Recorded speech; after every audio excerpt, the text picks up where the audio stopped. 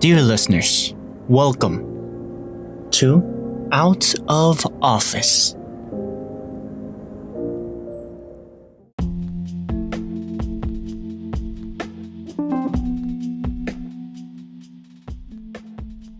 Hi, welcome to part 2 of the LTS podcast. Remember, these podcasts are posted, the audio version at least, are posted every Tuesday of the week, unless otherwise told. And there's a video portion of this podcast that is on YouTube. So if you'd like to follow that one, follow the links in the description. So, see you then. Marcos out.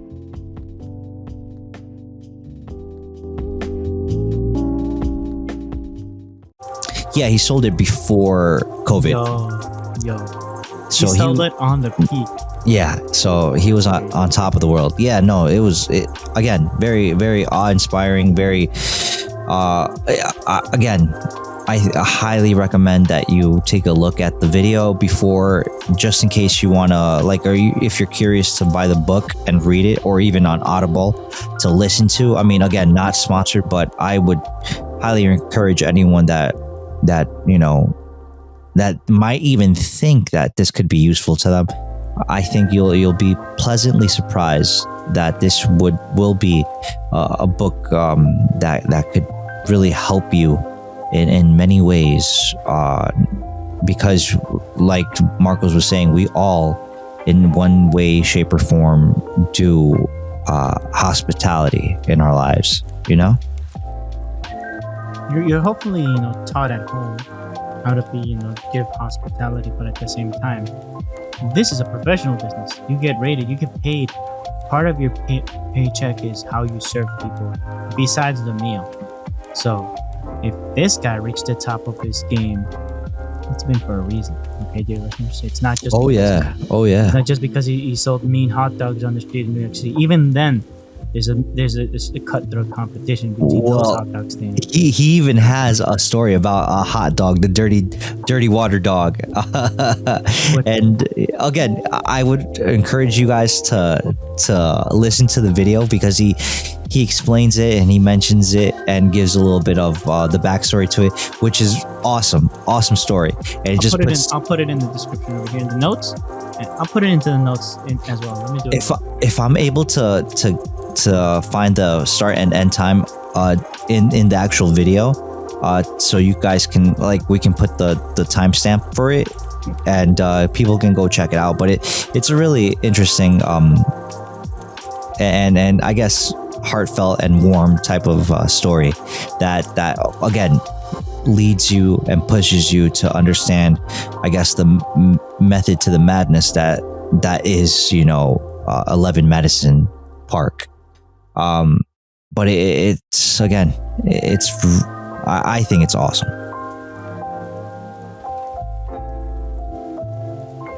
I'm copying the link now. Copy the URL. Put it in the link. Okay. Yep. What else?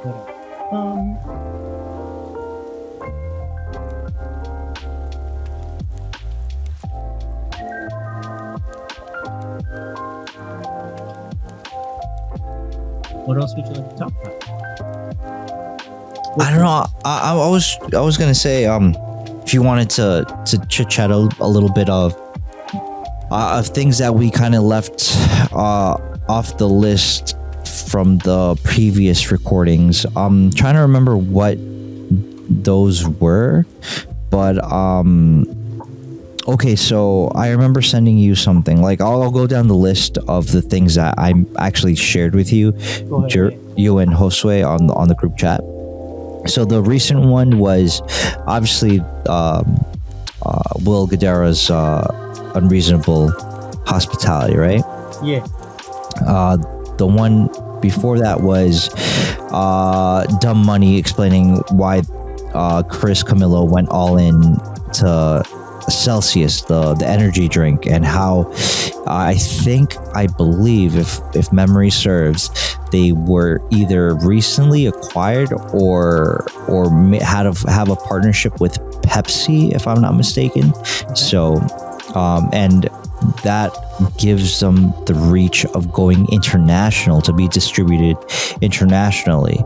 So they were kind of breaking down how Celsius is the alternative of energy drink, where it's like, even though it might not be healthy per se, quote unquote healthy, but what is this nowadays, right? But out of all the other energy drinks, it's the healthiest option.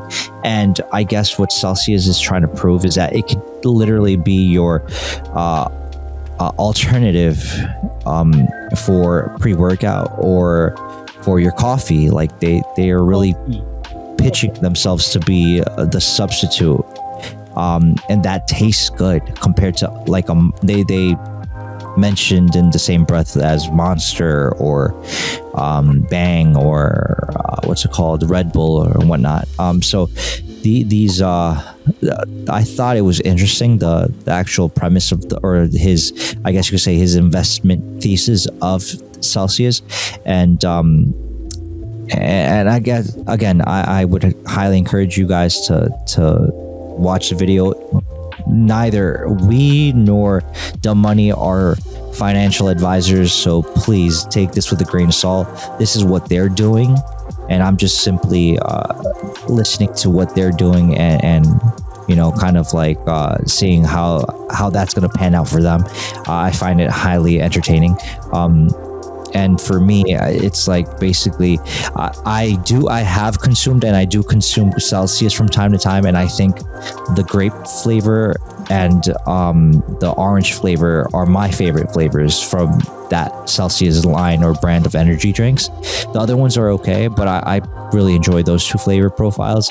And from my experience, I thought it really does give you energy without the crash. And again, as an alternative for coffee or pre-workout, I think it does a good job.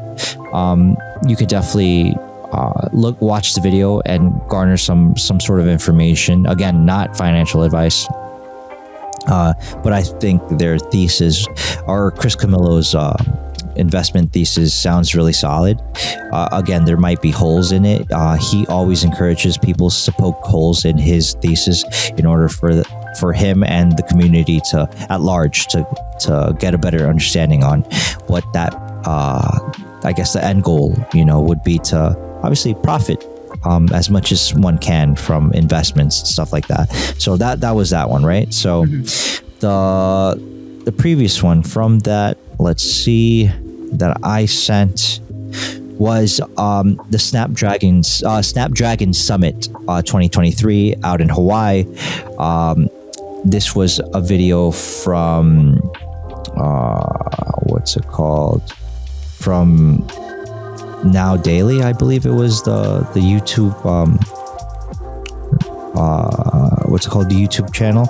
And basically we're doing a summary or a recap of the Snapdragon Summit in Hawaii. So this is the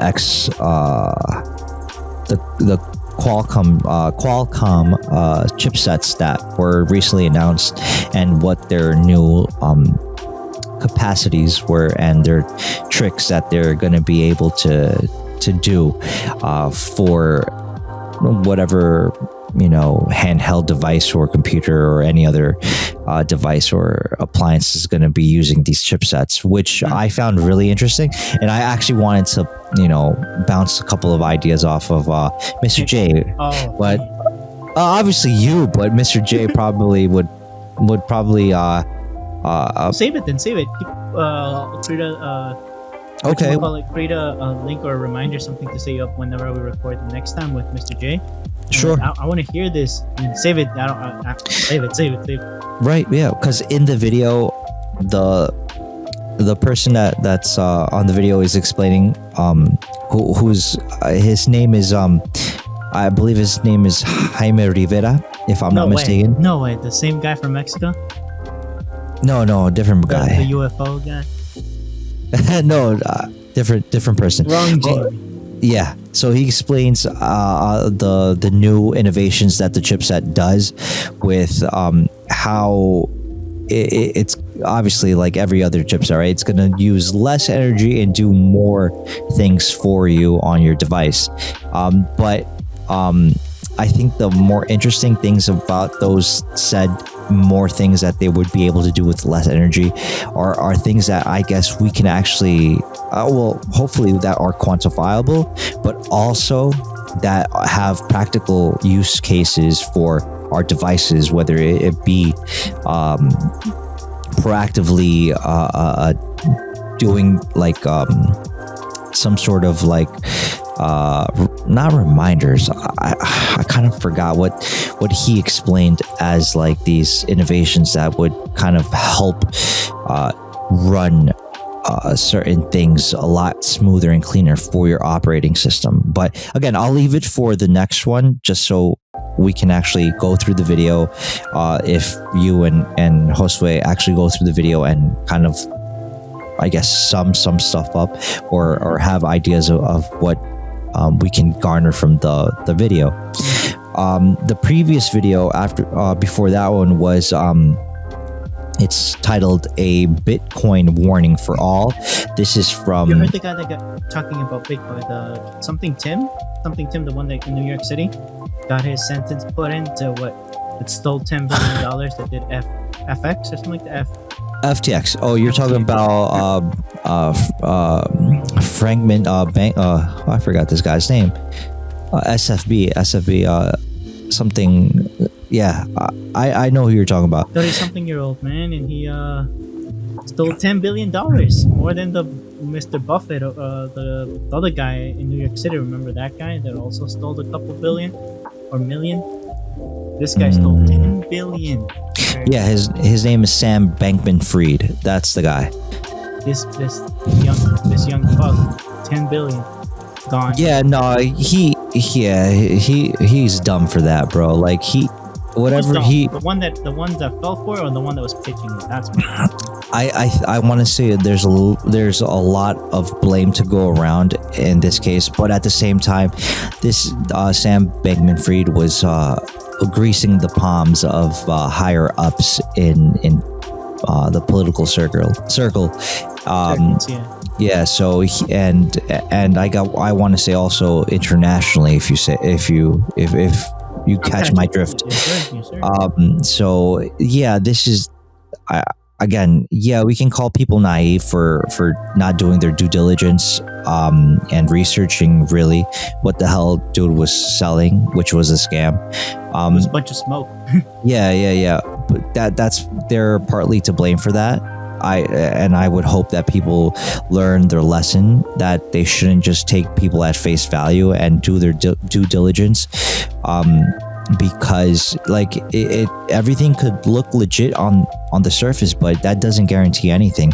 So you always want to have countermeasures, right? Maybe you don't want to go in full, right? Or put all your chips or all your eggs in one basket. But that wasn't the point for him. The point is to have him get enough people, to chip into this basket that he's selling, and him just, wash launder it. Well, this is the thing. Yeah, laundering money was one aspect of it, but it was a whole slew of other things that were mixed in, because they were not only asking for people to use them as their brokerage for Bitcoin, but they would also lend out, and then they would also invest, and they would also pay themselves, and they would also have people that were unqualified running certain branches of the business, and it was just a whole mess and a half. And I think it just stands to reason that us as investors have to do our due diligence and see, just because a person or a business might seem like it's gold, we have to be careful and understand that they're human just like us, and businesses, if not run correctly, could run themselves to the ground. And this is just one of many other examples of this unfortunate thing that happens to people. And again, he's a sleazy guy for doing all the bad stuff, but also people again need to wake up and understand that investments aren't a game, right? And that investments come with consequences, and we have to be prepared for that because we're the ones that are giving the okay at the end of the day, right? And if our information is incomplete or not good enough for us to make certain moves, we can't just be like, okay, no, I trust Guy. Yeah, of course. Yeah, I mean, he isn't that like seems the smart. of businesses? Like, oh, this this guy's moving this much money around. Let's trust him with more money. No, because what you're talking about is blind faith, and the other one is called a calculated risk. It's a calculated risk because you do your job as an investor to get yourself informed the best you can, and even then, you know that you're going into a situation that's not 100% in your favor. So that's why you always put I guess limitations, right? Or some sort of buffer between you and actual bankruptcy by not putting all your eggs in one basket, by diversifying to a certain extent, by always being able to be flexible with the investment that you made, like not be married to the idea of the actual business per se, or the person at the top, because that CEO might get switched up, or the vision of the company might switch from 1 month to the next because things have changed, time has changed, or whatever the case is. So I think as an investor, you have to be on top of your game and on top of the information, because information is as good as the money that you're putting in. Yeah. Right. So if you have faulty information, I mean, that can cost you millions if that's what you're playing for.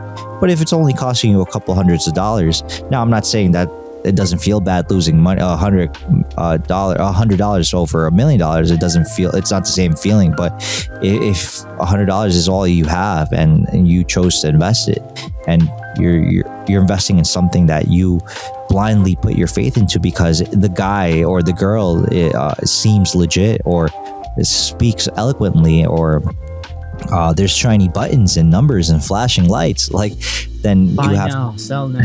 right. This So is you how have much it's to worth. you have to step back a bit and say, hey, maybe not the smartest thing to go all in heavy with this investment. Maybe I should wait a bit, or be more analytical and go through the whole situation and do my due diligence and see if it's for me, or maybe I just want to put 18% of my $100 bill. Check this out. Yeah. Bankman-Fried faces up to 20 years in prison on each count, and he is scheduled to be sentenced in January 2024. His conviction is a major blow to the cryptocurrency industry and a sign that the U.S. government is cracking down on fraud in the space. The following is a summary of the jury's verdict on each count. Count 1, wire fraud conspiracy, guilty. Count 2, wire fraud, guilty. Count 3, conspiracy to commit money laundering, guilty. Count 4, money laundering, guilty. Count 5, conspiracy to defraud the United States, guilty. Count 6, conspiracy to commit securities fraud, guilty. Count 7, securities fraud, guilty. So at the end of the day, he messed with Uncle Sam and people, but Uncle Sam is the one that's putting in the cups, Yeah, again, it wasn't until he got caught with his hand in the cookie jar, and even then, I think Guam, I think he was, or something like that. right. Bahamas? But I think it was Bahamas. But the point of the matter is that even when he got his hand caught in the cookie jar, like, it wasn't until, like, I think an overarching amount of people, this guy's still playing innocent, though, he said. yeah, both privately and publicly, the people wanted to not do much to him because everybody knew that he was in bed with certain politicians and so Part of the government. So this is why this The whole fall guy, if you will. No, not necessarily. He was the one facilitating, if you will. He wasn't the fall guy.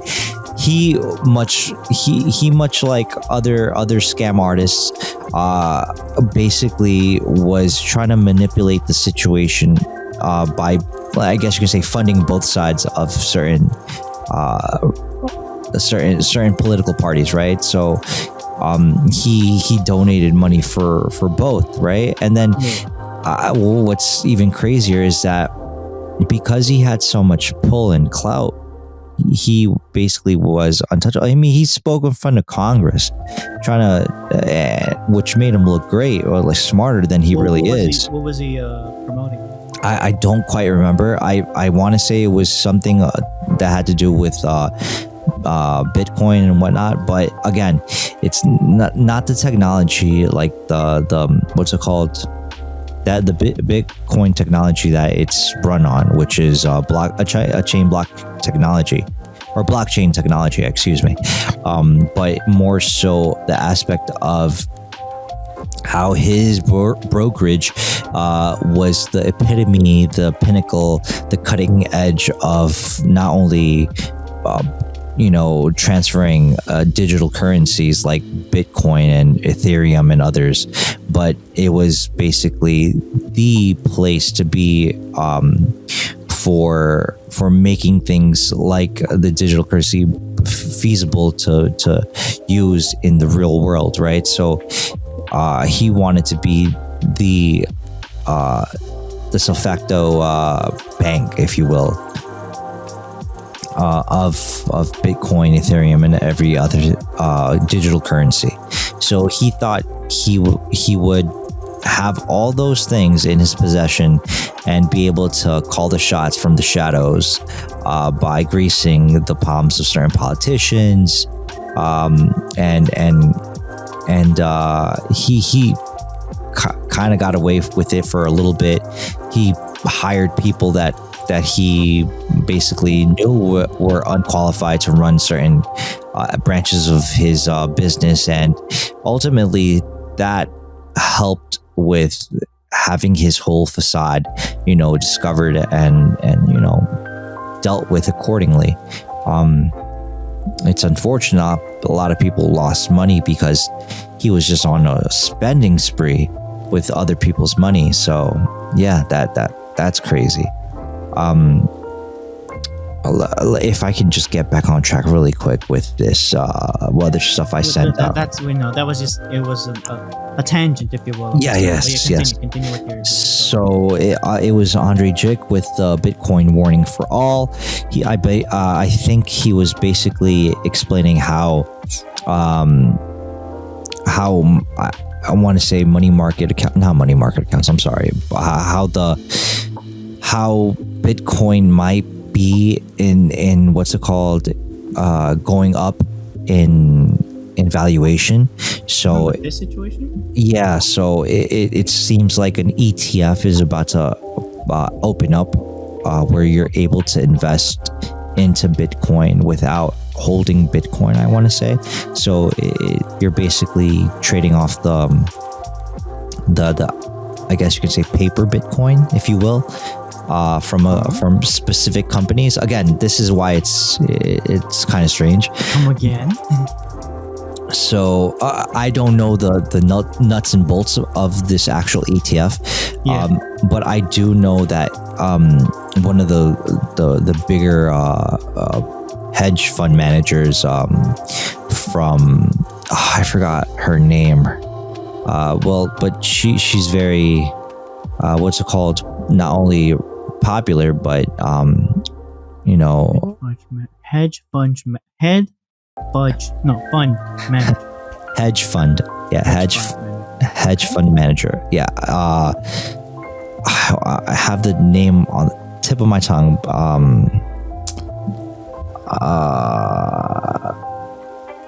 Her name is I don't quite remember. Well, she has her own hedge fund that she runs, and they invest heavily into technology, and it seems like she is basically predicting that Bitcoin is gonna go higher than it is right now. And what Andre was probably explaining is that, that we should be wary of this. And then if you're able to, I think, not financial advice again, if you're fortunate enough to to do something with your Bitcoin at some point, whether it be selling it or taking it off the exchanges and putting it into your cold wallet, might be the actual move. No, right? No, it's a female. Her name Kathy Wood, I think her name is. Okay.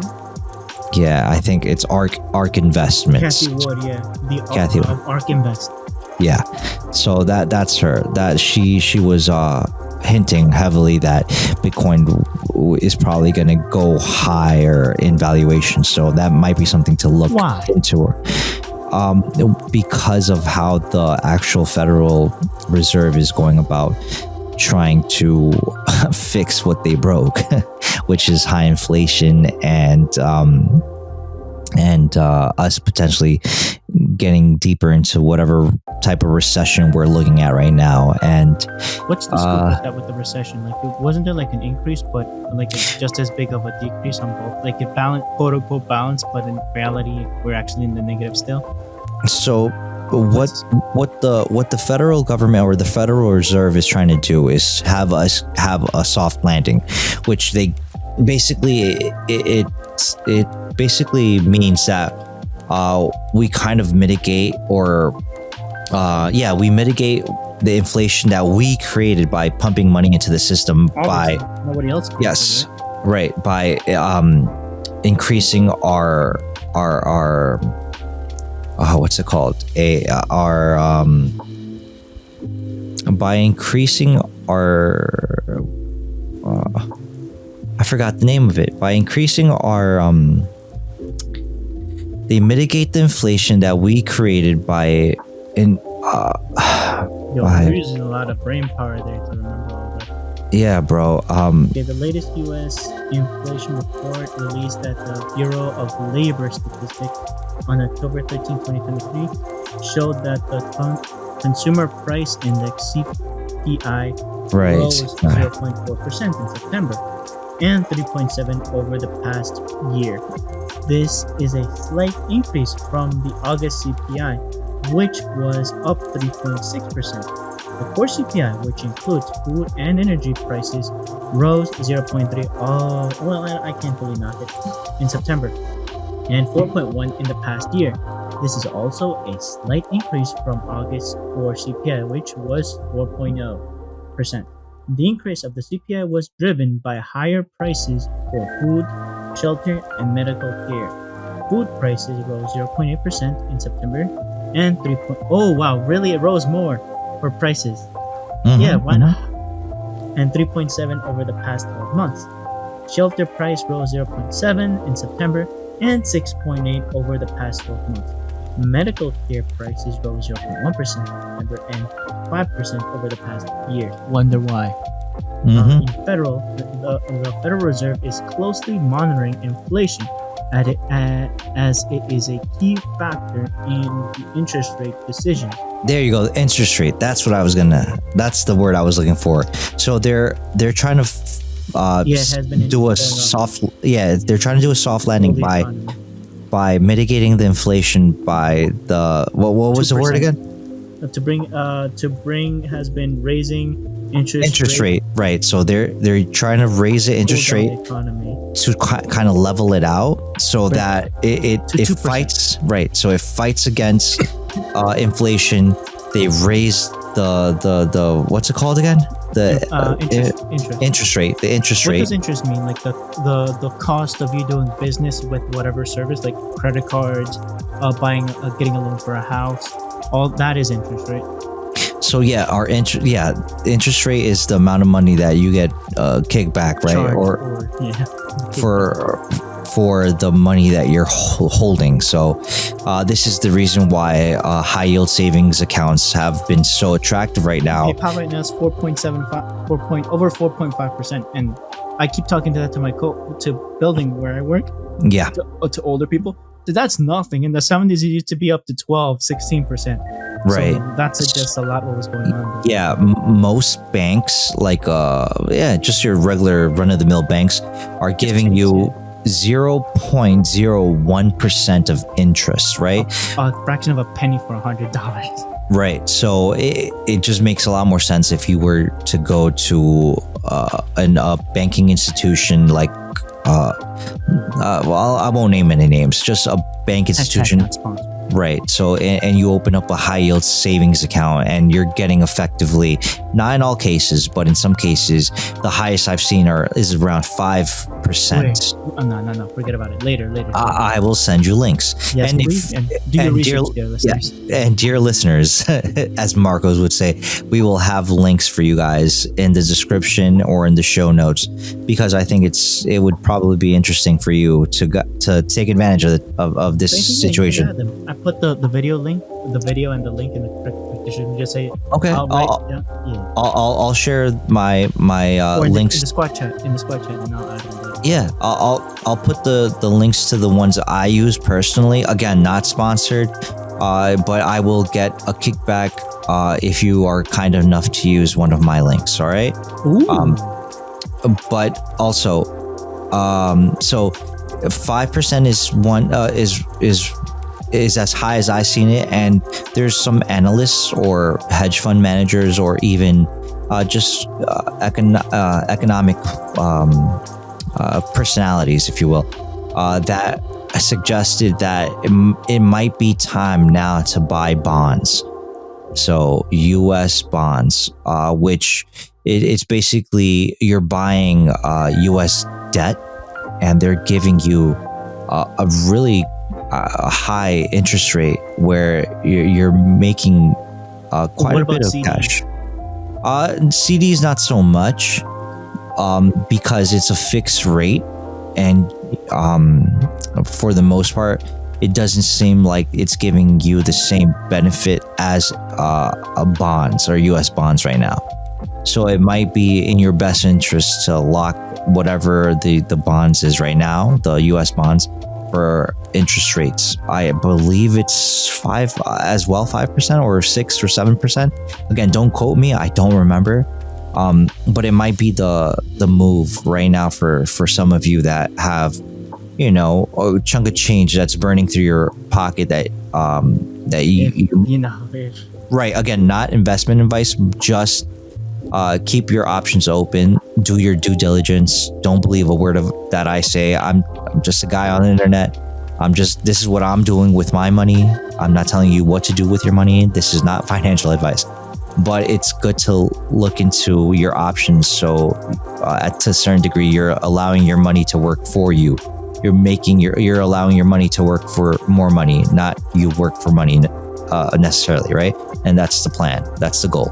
For a 10-year bond treasury note, it's 4.8% as of November of this year. That's not bad. And I'm pretty sure it's going to go up one more time, if I'm not mistaken, from what I've heard. Again, I've been listening to quite a few people that range from CPAs, IRS, CPA, what's it called? Tax professionals and hedge fund managers, and also just run-of-the-mill people that actually have studied this and do this for a living. These are the people that I garner information from. So this is the reason why I want to share it with you, not because I know more or I know less. It's just that it's information that I think it might be helpful for every one of us to make a little bit more solid and educated decisions, calculated risks, I guess you can call them, for our economy, our personal, finances, which is really, really important. I just shared you a link in the squad chat. Okay. About the high yield savings. Yes. Let's see, how about whatchamacallit? The current interest rate, like where to find high yield savings or get bonds, dear listeners. U.S. debt bonds. Oh, you can go on the U.S. government's there's a website. Yep. Yeah. If you go anywhere else, it's scam. Yes, definitely. Also, it might be in your best interest to look into. I'm not saying you should do it. I'm saying you should look into it. Maybe also looking into physical assets, whether that be gold or silver. Now people are gonna poo-poo it because it's like, well, The yeah, silver it- stand. What's the name of it back in the day? gold When it standard, was based off of metal, the U.S. economy. gold standard. Yeah. Yeah, no, more than anything else, it just kind of helps with mitigation of inflation because you don't know, out in the future, 5, 10, 15, 20 years from now, you don't know what the economy is going to look like. And if you know that your dollar is going to get you less than what it got you 5 years ago because of inflation, then it just might be a good idea to try to mitigate that with maybe actual physical assets with real money, which is gold and silver.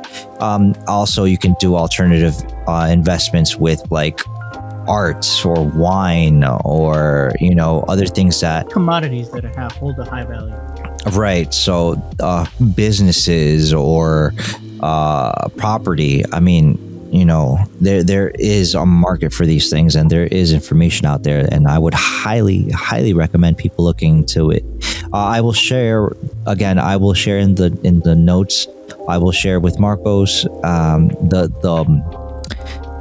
the online brokerages that I use and online bank accounts that I use. Again, not sponsored, but if you are kind enough to actually use one of my links, I will profit a little bit monetarily, but it's nothing crazy. Again, it's just, a share link. So again, not financial advice. All right, so moving on to the other ones. I think there were two videos, one from abroad in Japan and another one from only in Japan. Yeah. So these are, I guess, new sense YouTubers or streamers that Yes, sir. that have been running amok in Japan and making just poopy decisions and poopy videos to try to get clicks, and it's been a very negative, very highly negative consequences in Japan for people that would like to do legit work by filming in Japan. It's getting burnt. Those bridges are getting burnt. Yeah, it's really a disservice to everyone that actually works and makes a living off of it. People are just ruining that industry. So yeah, that was again abroad in Japan and only in Japan. So both of these creators live over there, and basically they break down what's going on and potential things that could happen and probably will happen, and I guess they share their point of view about the whole situation. So if Marcos would be so kind to also share that in the show notes with our listeners. What's your opinion about it? While I'll add it. Oh yes, of course. So basically, I agree with Chris and with John from. Out? No, they suggest that people that are thinking of going to Japan and trying these shenanigans should not do that, and the Japanese government is getting smart with how to deal with these people, and they're gonna cash out for everyone. Yeah, no, there is no. I mean, what was stated is that they're gonna be placed into prison, and they're just gonna keep laying on the indictments until they basically run out of options. And what's gonna happen is that they basically will get deported, and they will be put in a situation where they will not be able to, or they will not have access to ever going back to Japan ever again. So. Yeah, so that's the consequences of their actions, basically. And yeah. So I very much agree that if that's a penalty, that's totally cool with me. If you're gonna be a dickhead in another country and think that's funny because you're getting clicks from it, like that country it's in its full rights to kick you out and not give you any special treatment. I don't care who you think you are. Customer service if you're not following the rules. Yeah, no, that's crazy. The other one after or before these two, I think it was going to be a loss. It's like, hey, what about my freedom of speech? What about my freedom of speech? I got my right.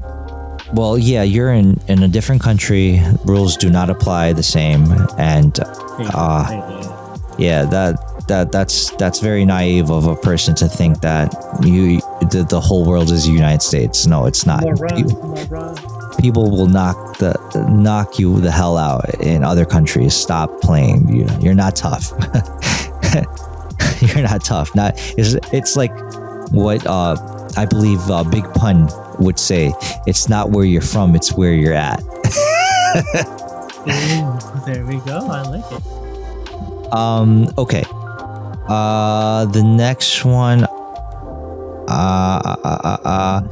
I sent the video, but I don't remember fully what it was about.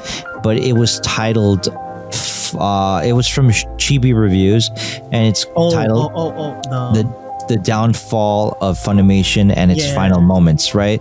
So it was basically the final hurrah of. You did the one with Sniper Wolf, and then before was this one that you're talking about, right? Right.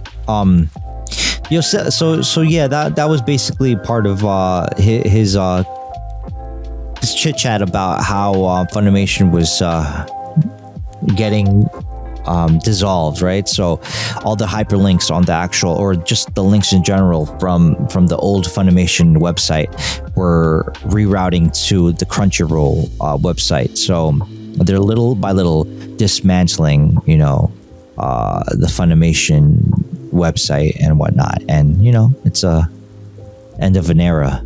It's just crazy. Well, it ended earlier, but the actual physical, the physical and website for Funimation is being literally taken apart little by little. So yeah, interesting. Yeah, no, you'll be sent to it. It's just that I think on the links, like for news and stuff like that, it reroutes you all the way to Crunchyroll. Again, Chibi was doing it on air or when he was recording. Live, on site, Yeah, so I don't know if things have changed. Yeah, I don't know if things have changed or they're still working out some things. Again, not sure, but yeah, it's an end of an era. The link that I had previously, I had linked both of you, Mr. J and yourself, this new pack of Samsung Smart Tag 2.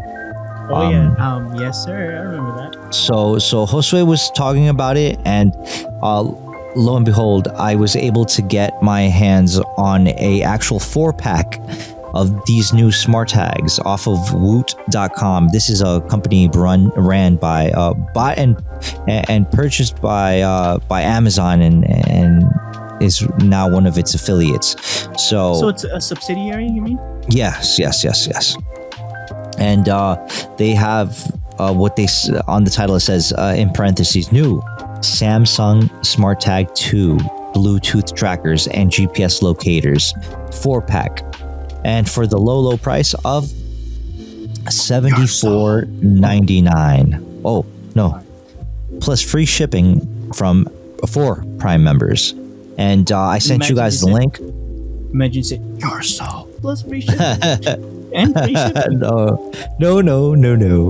So yeah, that I actually bought it, and I have them in front of me, and they're pretty dope, man. They're super sleek. Pics for the IG. If anything. Okay, yeah, I'll definitely send the pics your way.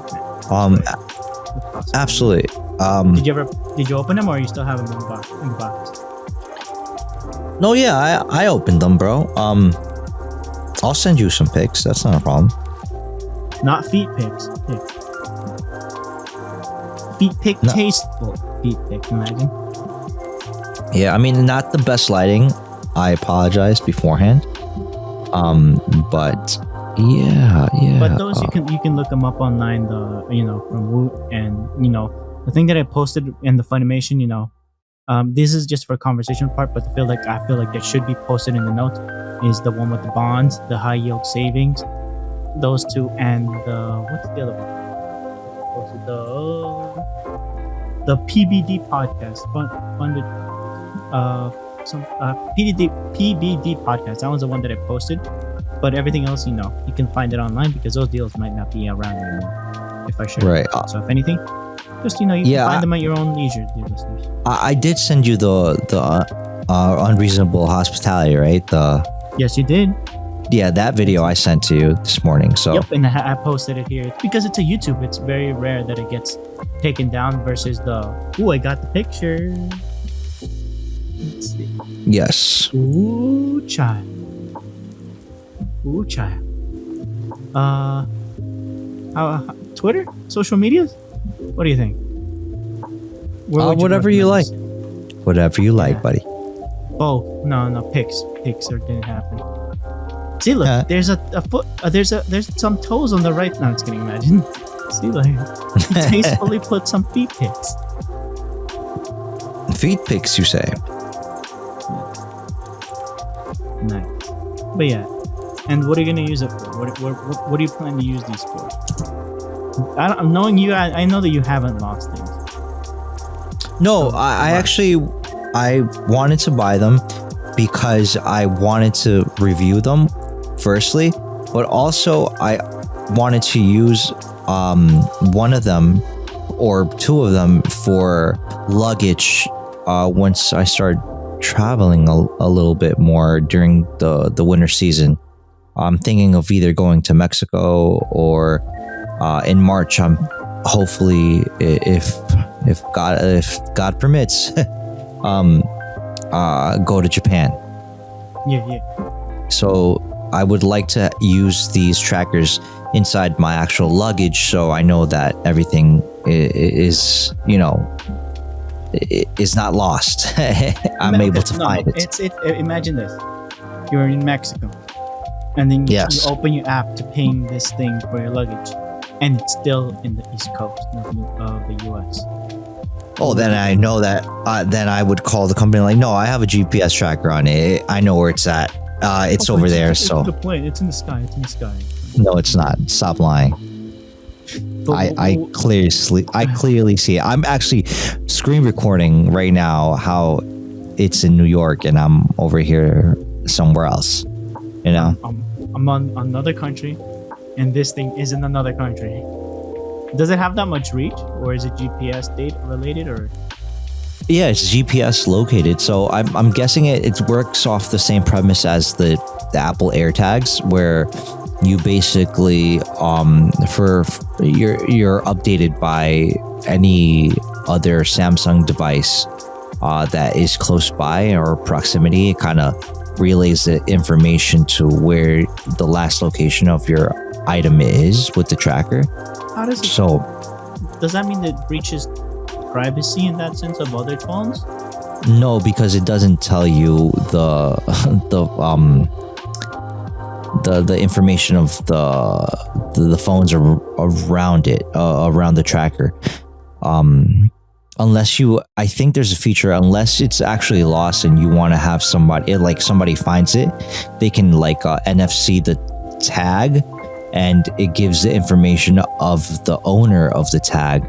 May that be an iPhone or another Android device? I don't know. I don't know if it's any device in general. I would have to look into that information. in a very particular case in there, because I think you have an iPhone as well, right? Yes, which I'm probably gonna buy at least one AirTag just to do the comparison. And Hashtag not sponsored. This is right. personal use. Yes. But I will keep you guys updated and definitely take a couple of Pics and snapshots. IG. Yeah, of course. Or a little bit. Yeah. I did buy the little silicone cases for the tags so they don't get scratched up. So that is coming at some point soon. And what's it called? As far as how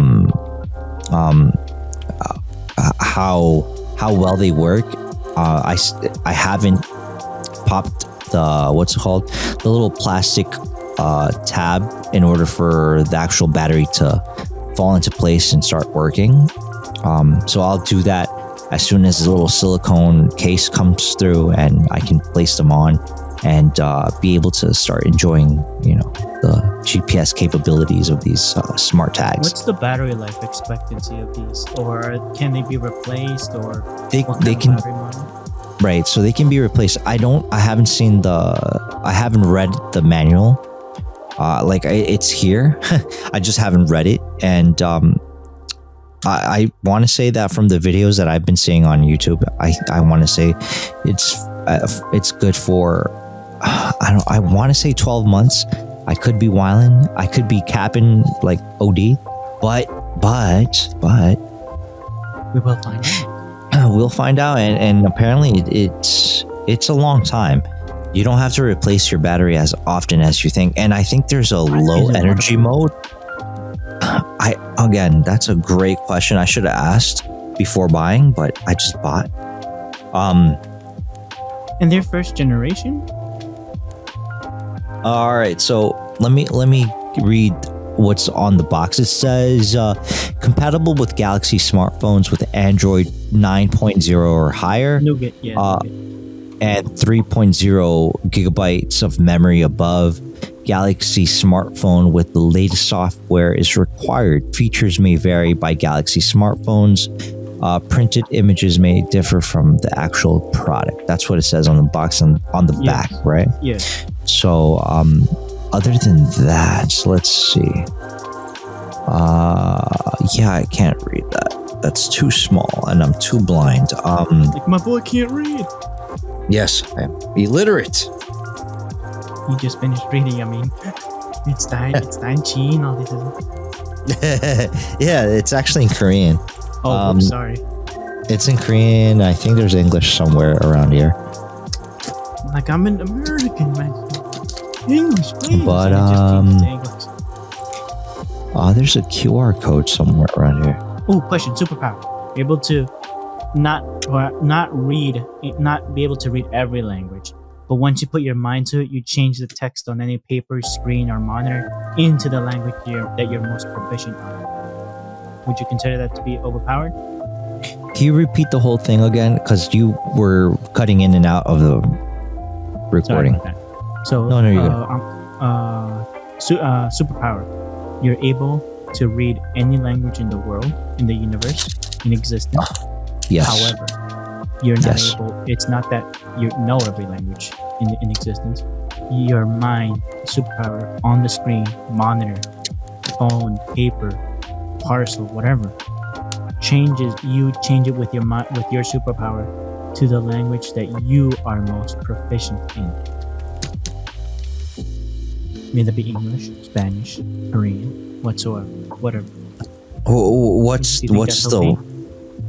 if I could read any language or learn any language, or what's the question again? If I could learn, or if I could already do. Yeah, that's a your superpower. My superpower is being able to read any language of my choosing. In existence. But And you don't know every And language. You change whatever you're reading into the language you are most proficient in. So it would only be reading. It wouldn't be speaking or writing. Speaking or writing English or Spanish or whatever language you are most proficient in, but it changes to the language that the other person or individual or being is more proficient in, so that there never is a miscommunication. At least writing or hearing wise, like you're proficient in English. Let's say this. You're proficient in English. You're hearing another language, whatever, from Africa, from India, from Asia, and you hear it as English, like dubbing on the fly in your head. Or you once you start talking with the person, you don't understand squat from that person. But however, give it time, it will change into in your head. This superpower only affects you.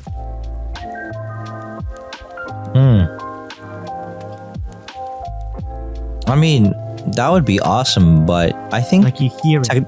You're listening to radio in whatever language. You're watching the TV in whatever language. But eventually give it like a 3 seconds, and you're able to hear it in English. It's like dub on the fly, a translation on the fly of text on the monitors. You hear it as English, they hear it as their language, but in your head, and us I- as the viewer or the listener can only see you speaking English or your language, like the language that we're most proficient in, and everyone think- else around you, you're still speaking English, but everyone around you listens it in the language that they're most proficient in. And, Right. or hears or sees your writing, your text messages in the language that that they are most proficient in. Right. If you're I cussing think somebody off, it'll be in their language. If you're complimenting like 35 people that speak 35 different languages, each individual will hear it at the same time in their most proficient language. What do you think? right. Would you I take think that power? right. I think. Oh. I think that us as individuals Alan? with the can you hear me, Marcos? I'm sorry. Hello.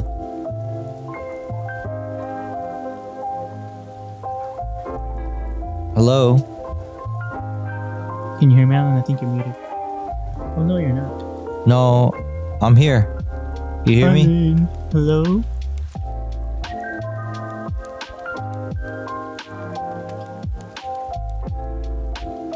Uh oh. Uh oh. No. Well, dear listeners, I guess it's just me. It is what it is. Hopefully. Oh, Hello. Alan? Yes. There you go. Did you hear Okay. me? I was like, Alan? No, yeah, I'm sorry. I was listening to your whole question and I'm trying to answer you and I'm thinking, why is my man not hearing me? And it's like, my connection dropped or whatever the case was. Well, yeah. So basically, I think we have technology already that kind of mitigates or helps with that very situation already. Where you can just pull out your phone and do the cool translate thing. I mean, it's not elegant, it's not sleek whatsoever, but I think that there's technology already out there that little devices where it kind of does the instant translation for you, which is really cool. Again, my whole thing, bro, is like if I were to have this superpower, it would probably be teleportation. It wouldn't really necessarily be a language, but because you specified being it a translation, yeah, I think it would be awesome to translate. But I would also, I would also like to be able to communicate in the actual language, not just listen to it and be like, okay, I know what they're saying, and kind of like you still speak English. But no, they of can- course. whenever- Yeah, no, but I would want to be able to not only translate it automatically in my brain, or automatically be able to write it and read it.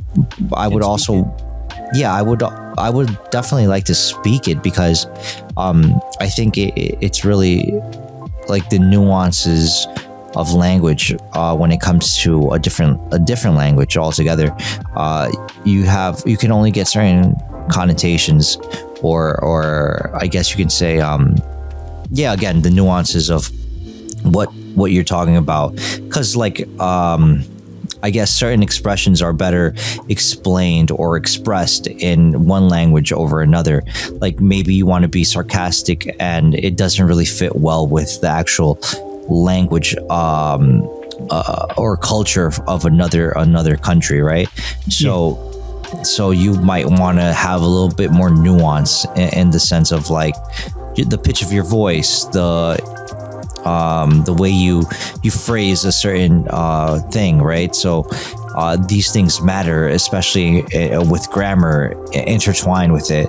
So I think it would be awesome if you could do the instant translation, but if you were able to like automatically also pick up on the nuance of grammar in that language and the other, I guess you can say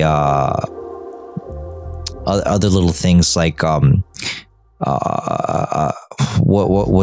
whatever I mentioned earlier, like not just the grammar but the little subtleties of the actual lingo to actually be able to make a joke or something like that, right? Or be sarcastic if necessary, or or a message that they would be able to understand in their kind of cultural bubble, instead of me bringing solely my way of expressing certain things that might confuse them in some way, shape, or form, right?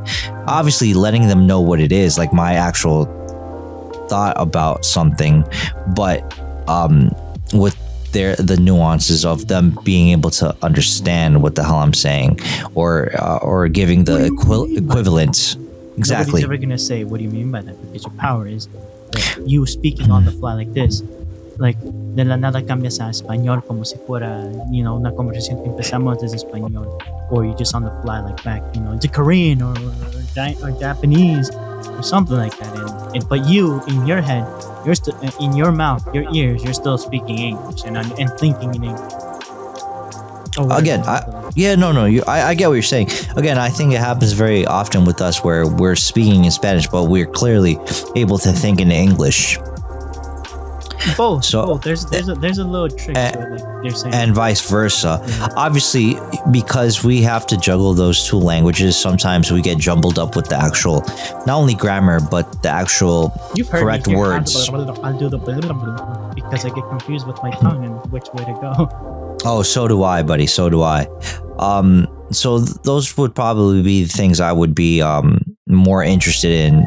Obviously, firstly, being able to teleport. That would probably be the superpower I want. Transportation, basically. I want teleportation. I want to teleport from my house to the bathroom. No, not necessarily. I think that's lazy.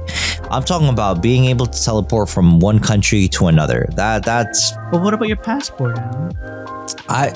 You know what?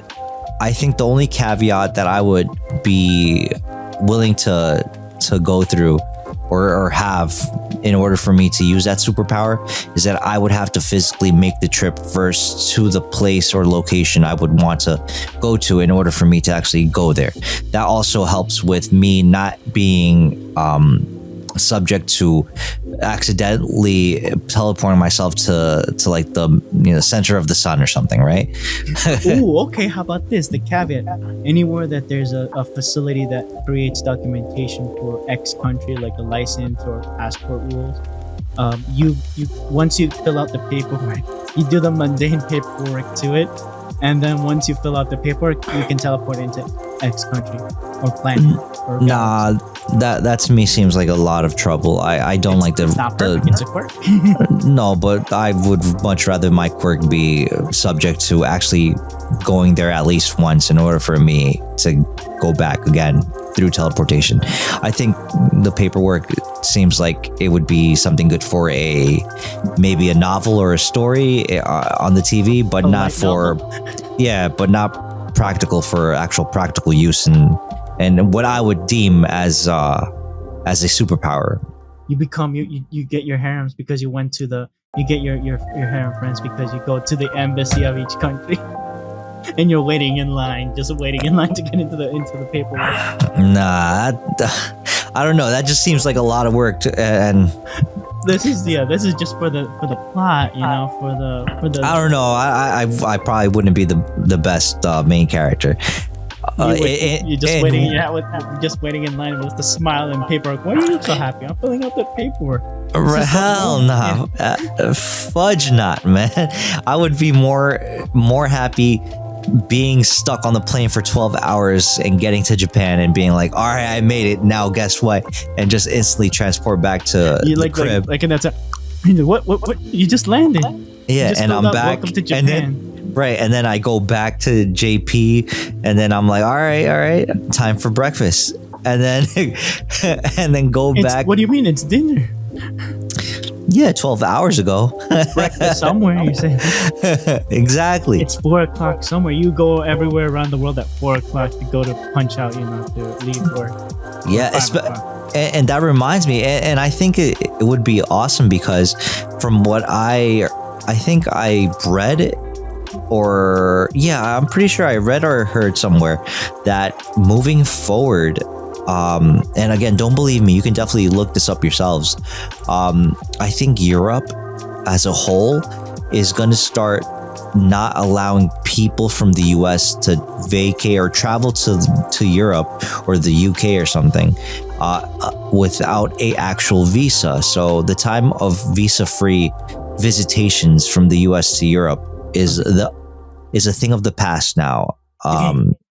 So you're gonna have to go get your visa to actually enter Europe and its many countries of the European Union, if I'm not mistaken. Again, I could be totally wrong. I could be bugging. It might be cap, but on the off chance that I'm correct of what I heard, please look into it. Don't be that person that says, let me go buy my ticket and try to go to London or Paris. You need this paperwork?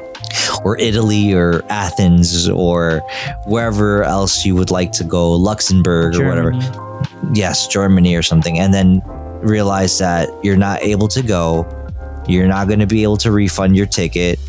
And you need to go apply to get a visa to go travel to that country that you wanted to go. I really need to go to the bathroom. So how about if we close it for tonight? Yeah, no problem. No problem. So thank you, Helen, for joining us and following the shenanigans of my mind and, giving more insight in all those things. No problem, buddy. It's crazy. Always a pleasure. Thank you, dear listeners. Hopefully, we'll be promoting some shorts about some podcasts that Mr. J is doing. Don't forget to look for them into IG, in X, formerly known as Twitter, and give us a like. Follow us on YouTube because we're trying to improve our YouTube styles. I like your feedback. If possible, give us a like, comment, and the rest will be in the description. So once again, my name is Marcos. My name is Alan. Stay frosty, everyone. Peace.